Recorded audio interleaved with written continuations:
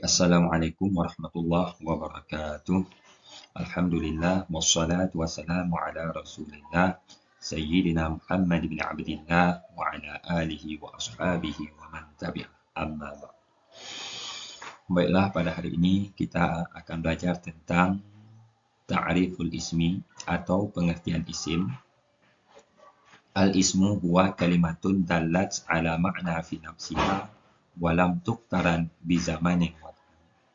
Isim merupakan kata yang mengandung sebuah makna pada dirinya dan tidak berkaitan dengan waktu. Jadi semua kata yang memiliki kandungan makna yang tidak terikat dengan waktu, iaitu seperti telah, ini menunjukkan waktu lampau, sedang menunjukkan waktu sekarang, akan datang, itu menunjukkan waktu mustakbal, iaitu waktu yang akan datang atau masa yang akan datang. Maka kata tersebut dia tergolong ke dalam isim.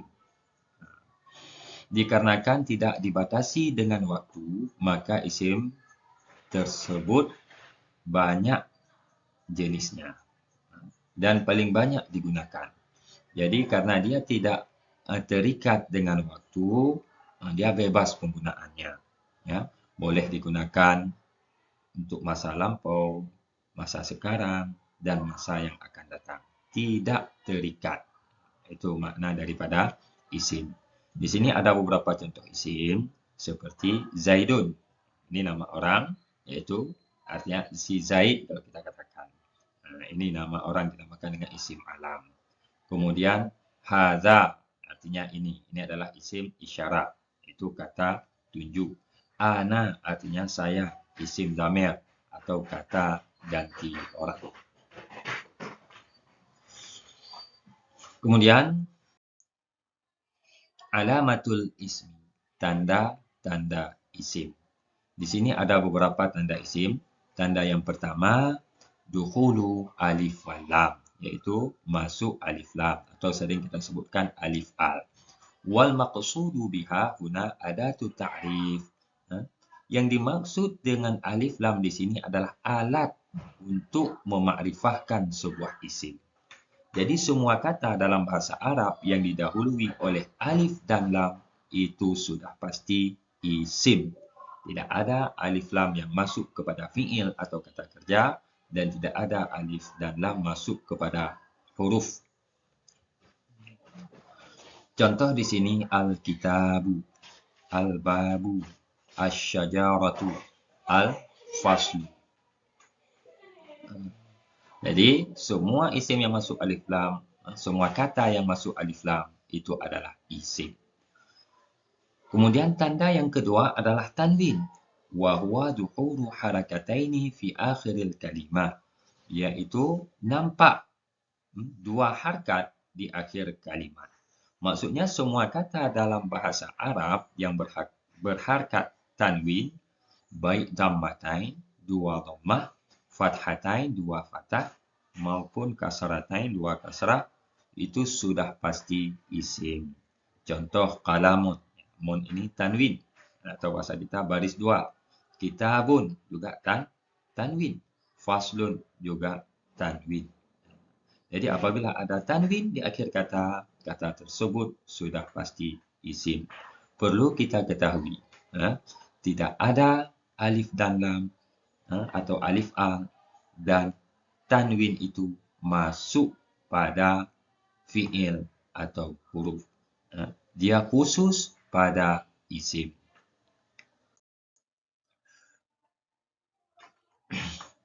Tanda selanjutnya, dukhulu hurufil jarri, yaitu masuk huruf-huruf jar. Idza subiqatil kalimatu biharfi jarrin dalla dzalika ghaliban ala annaha ismun.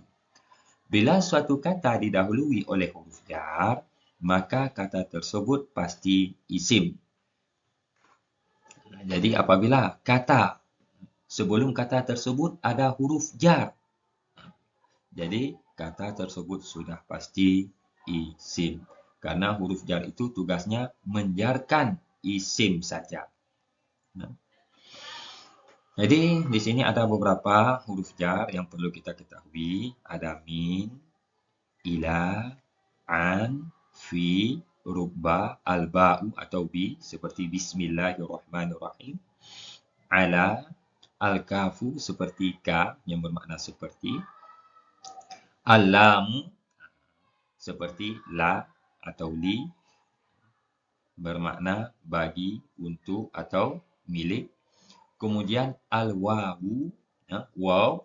Di sini ada wawul qasam iaitu waw sumpah.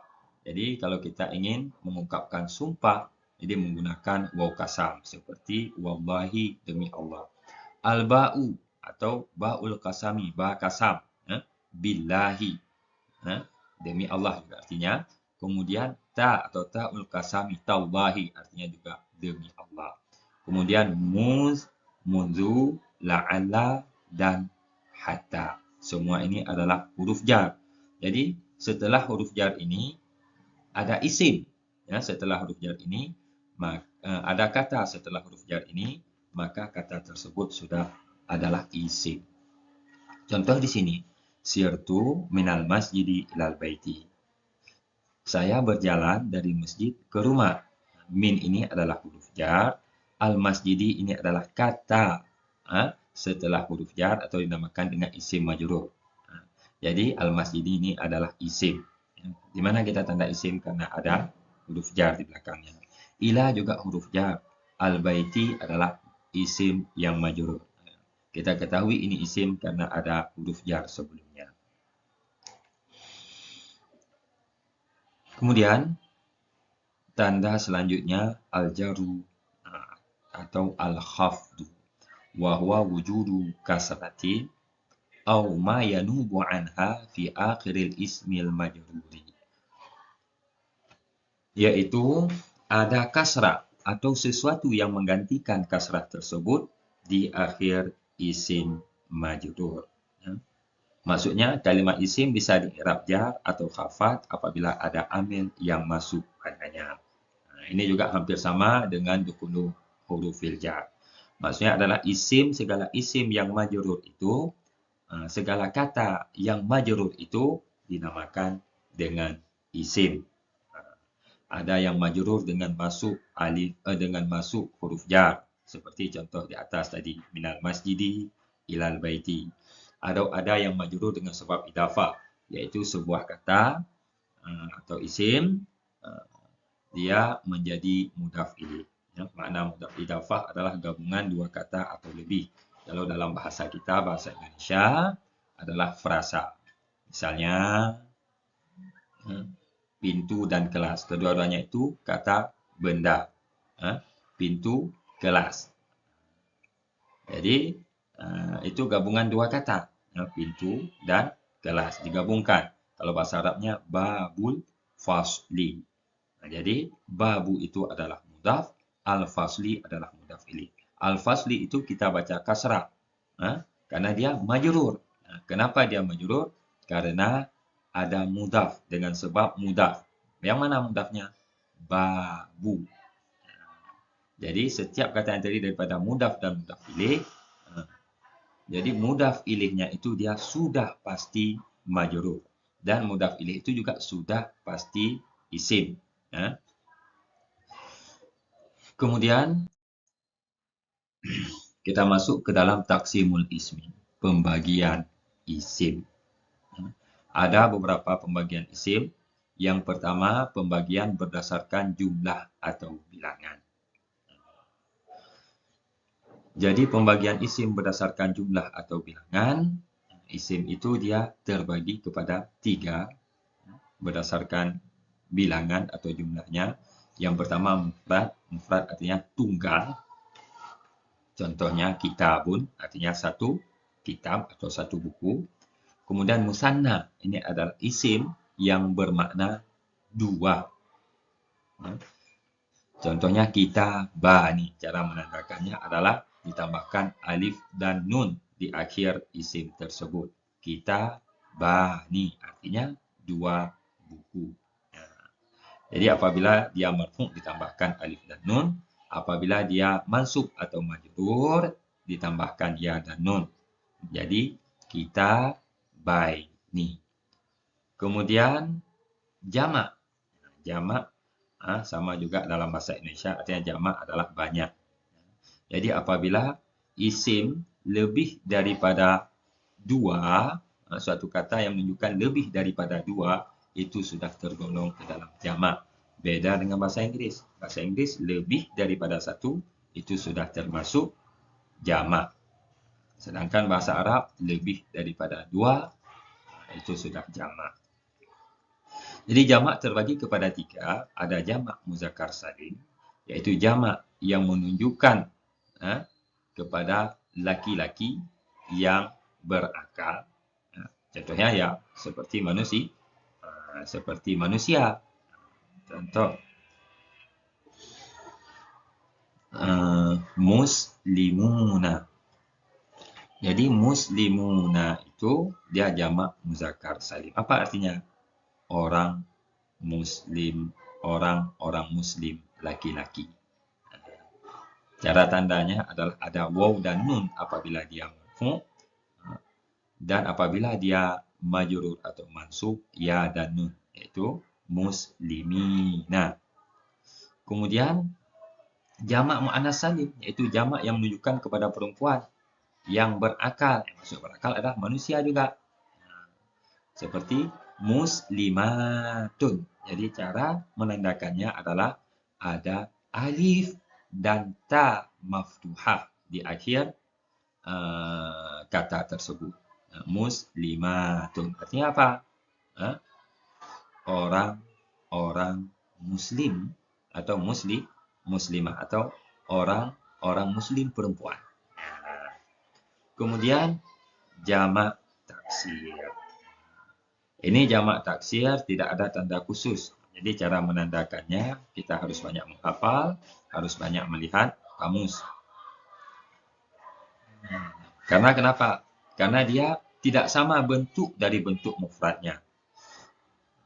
Seperti kitabun menjadi kutubun. Beda dengan jamak muzakkar salim. Tinggal kita tambahkan waw dan nun di ujungnya. Beda dengan jamak muannas salim. Tinggal kita tambahkan alif dan ta. Sedangkan jamak taksir, dia tidak ada ketentuan khusus. Karena dia ketika menjadi jamak, berubah dari bentuk mufradnya. Seperti saya katakan tadi, kitabun menjadi kutubun. Qalamun menjadi aqlamun. Qalamun satu pulpen, aqlamun pulpen-pulpen. Atau banyak pulpen. Contoh lain misalnya, babun menjadi abwabun. Dia tidak beraturan.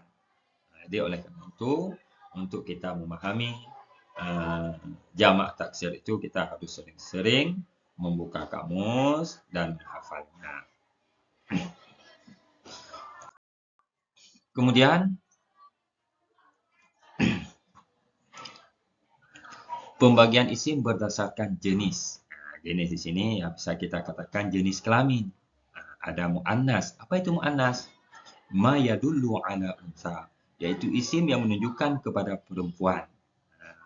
Jadi ada muannas, ada muzakkar. Jadi muannas isim yang menunjukkan kepada perempuan. Coba kita lihat jenis-jenis isim yang dikategorikan kepada muannas, iaitu ada isim yang diakhiri dengan ta marbutah. Madrasatun, maktabatun, saburatun. Ada tun, ini adalah ta marbutah. Jadi isim yang diakhiri dengan ta ini adalah tergolong ke dalam muannas. Kemudian nama untuk perempuan seperti Zainabu, Maryam, Fatimatu, Su'adu. Meskipun tidak ada ta marbutah, dia digolongkan ke dalam muannas. Kenapa? Karena ini adalah nama orang perempuan. Kemudian yang ketiga, isim yang muannas secara majazi.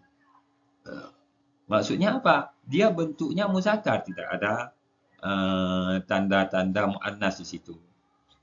Bukan orang perempuan dia, bukan nama dari perempuan, tidak ada ta marbutah, tetapi dia digolongkan ke dalam muannas seperti syamsun, matahari, dia digolongkan ke dalam muannas. Yadun digolongkan ke dalam muannas, ainun digolongkan ke dalam muannas. Kalau seperti yadun dan ainun ini adalah kata yang berpasangan. Yadun ada kiri dan kanan. Ainon, mata, ada mata kiri, mata kanan. Nanti ada apa lagi yang berpasangan? Misalnya uzunon, telinga. Ada telinga kiri, telinga kanan. Rijlun, kaki, kaki kiri, kaki kanan. Dia juga digolongkan ke dalam mu'annas karena berpasangan. Kemudian nafsun, dia ini majazi. Meskipun bentuknya dia bentuk muzakkar, tetapi dia digolongkan ke dalam mu'annas. Kemudian jamak taksir. Jamak taksir digolongkan ke dalam mu'annas. Seperti dalam sebuah kaedah mengatakan, kullu jam'in mu'annas. Tiap-tiap jamak adalah mu'annas. Jamak yang dimaksud di situ adalah jamak taksir. Seperti qulubun. Dia mufradnya qalbun, artinya hati. Qulubun, artinya jamak daripada hati. Kemudian kutubun, mufradnya kitabun. Satu kitab, kutubun artinya beberapa kitab atau kitab-kitab. Babun, satu pintu menjadi abwabun, beberapa pintu atau pintu-pintu. Kemudian nama daerah. Semua nama daerah itu digolongkan ke dalam mu'annas. Seperti Misra, Mesir, Al-Yaman, Yaman, Indonesia, Indonesia. Ini digolongkan ke dalam mu'annas. Kemudian alif ta'nis maksura. Seperti sughra. Ini dinamakan dengan alif ta'nis maksurah. Jangan digunakan ya. Ini alif yang bentuknya seperti ya yang tidak ada titik ini dinamakan dengan alif ta'nis maksurah. Seperti sughra, kubra, yumna, yusra.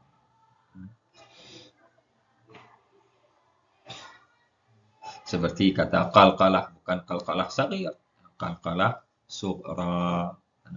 Seperti kiamah, ada kiamah sughra, ada kiamah kubra. Kemudian yumna artinya kanan, yusra artinya kiri.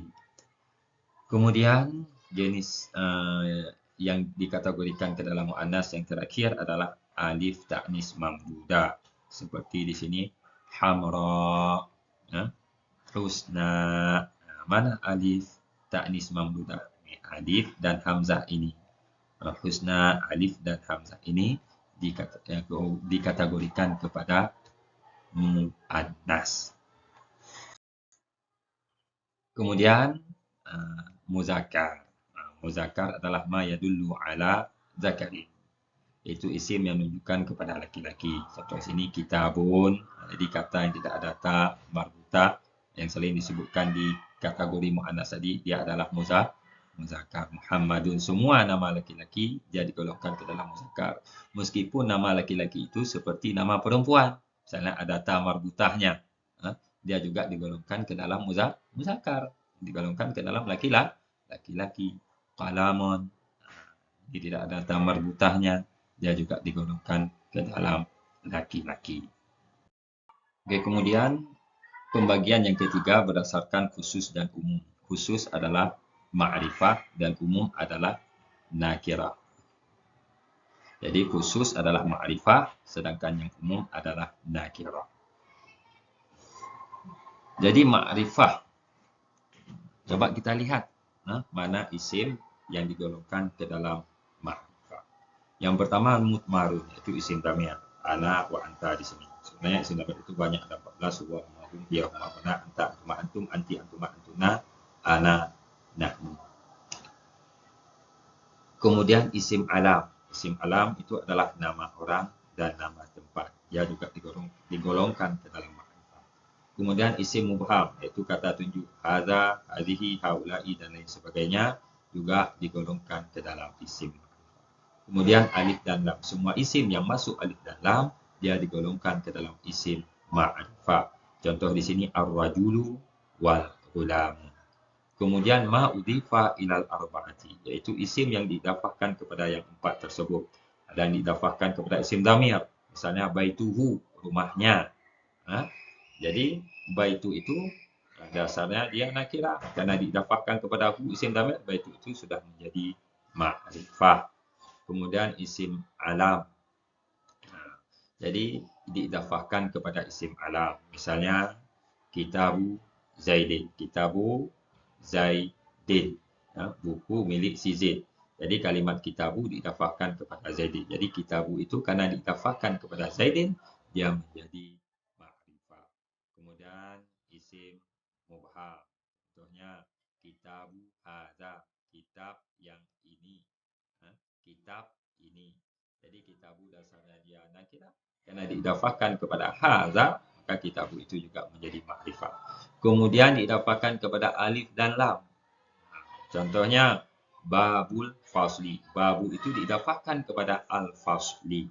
Babul fasli, pintu kelas. Babu itu menjadi makrifah karena diidafahkan kepada al-fasli. Kemudian nakirah. Apa itu nakirah? Kullu ismin sya'i'in fi jinsihi la yahtassu bihi wahidun duna akhar. Wa taqribuhu kullu ma salaha dukhulul alifi wal lam alaihi ar-rajulu wal farasu. Jadi isim nakirah adalah tiap-tiap isim yang bersifat umum pada jenisnya dan dia tidak khusus pada satu satuan jenisnya. Dan ringkasnya dapat dikatakan adalah isim yang pantas masuk alif dan lam. Jadi semua isim yang pantas masuk alif dan lam.